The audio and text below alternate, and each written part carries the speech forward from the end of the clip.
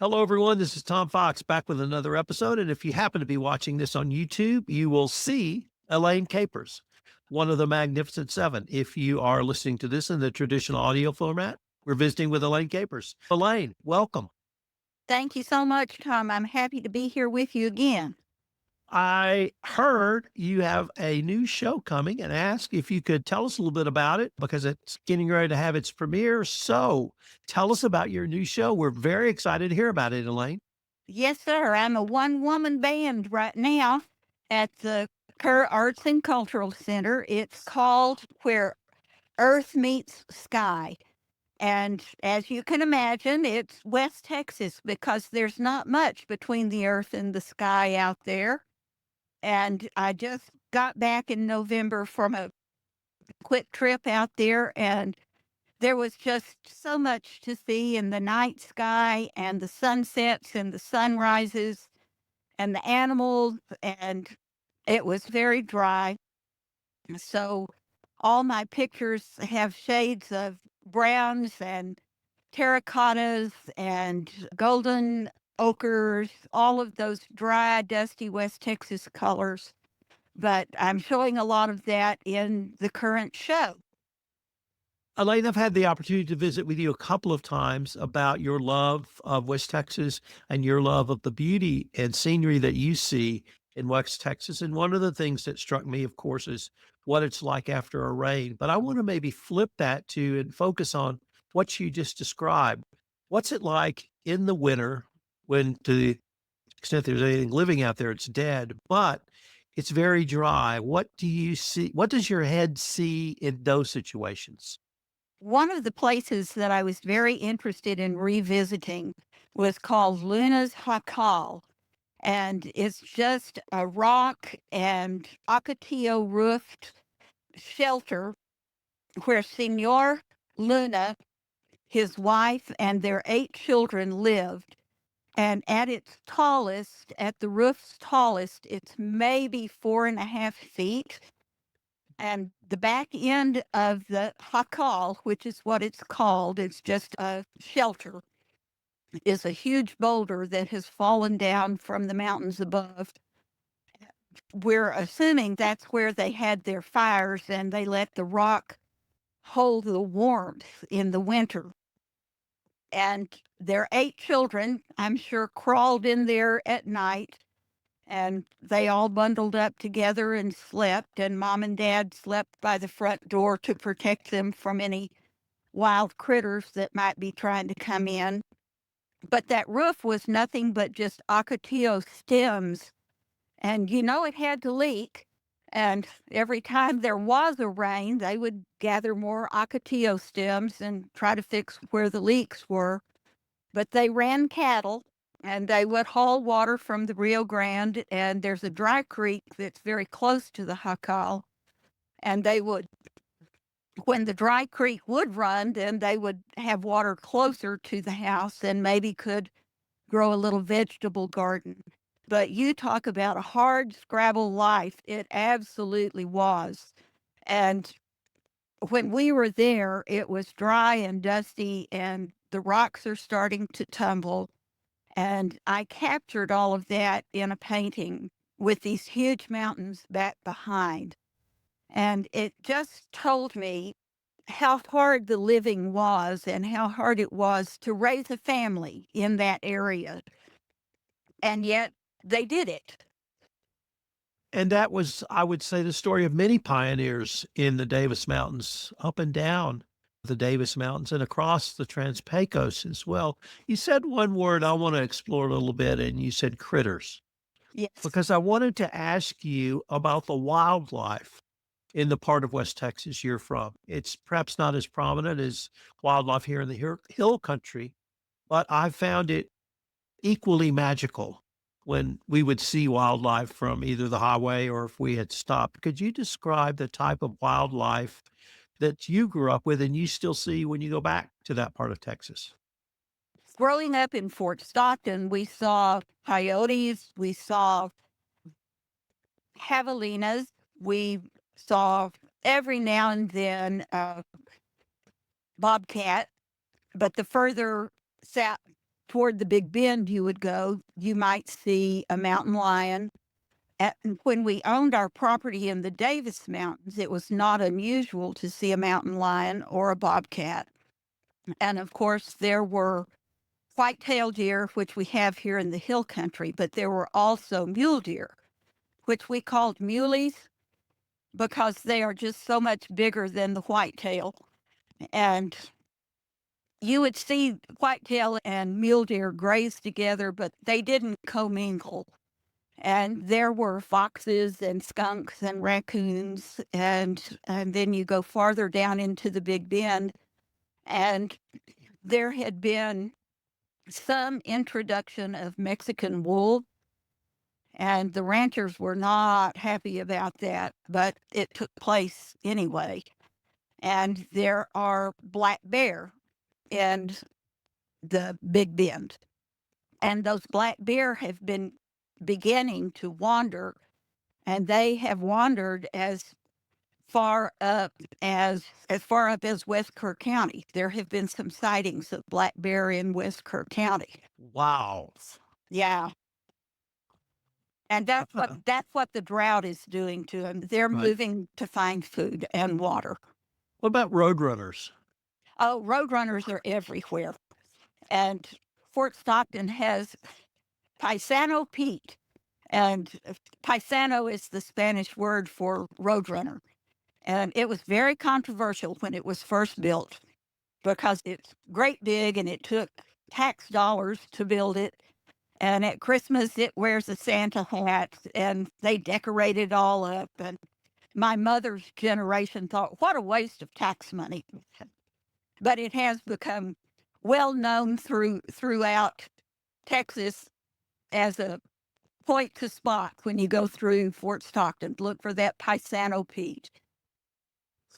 When I was 4 or 5, mother drove us from Houston to San Diego to pick up my father because he was getting off a ship from naval service duty. And on that drive, I got to see my first Roadrunner. I fell in love with it then. It was in the southern desert of New Mexico. And to this day, I just absolutely love seeing a Roadrunner. To my mind, they're so athletic, they're so streamlined. I just see this complete unity of movement, whether they're bouncing, whether they're running, or whether they're just standing there looking at you. Absolutely. And I'm sure you have noticed in some of Deanna Eichmann's work, they have a little tiny blue feather and a little tiny red feather right at the corner of the back of their eye. And you would never notice it unless you got up really close to see or you noticed it in a painting. But it's very unusual. And if an artist is going to do to tribute to a roadrunner, they've got to put that blue feather and that red feather in at the corner of the eye. So let's turn to your show. Does your show have a name or a theme? What's the genesis of it? Why a solo show in February? Just talk to us a little bit about the show, Elaine. January and February are truly sort of slow months at Kerr Arts and Cultural Center. And I thought I would have some time during the Christmas, Thanksgiving holidays and to work on things. And so I was able to work on some animals of West Texas and Big Bend, and I was able to work on some of the mountains and just some things that I love that speak West Texas to me. And I was also able to borrow a picture from one of our KACC board members who has a red fox that comes to visit her house in the evenings, and she lives out on Harper Road. And that tail on that red fox just captured my imagination. So you'll see that red fox when you first walk in the door. And I can see women of the 50s wearing that around their necks on their coats. Elaine, tell us about the upcoming show you have at the KACC. My upcoming show is I stepped out bravely was a one woman show where earth meets sky. And because I'm a West Texas girl, it is primarily uh, my old stomping grounds of West Texas, where there's not much between the earth and the sky. And so my paintings reflect that. I show a lot of animals. I show a lot of landscape that depicts West Texas, Big Bend, show what I love. And my heart remains primarily in West Texas. I think when it gets closer to the Magnificent Seven ride for the brand, we'll see that maybe I'll be doing a few different things. But right now, it's still in West Texas. And I'm doing oils and watercolor primarily right now.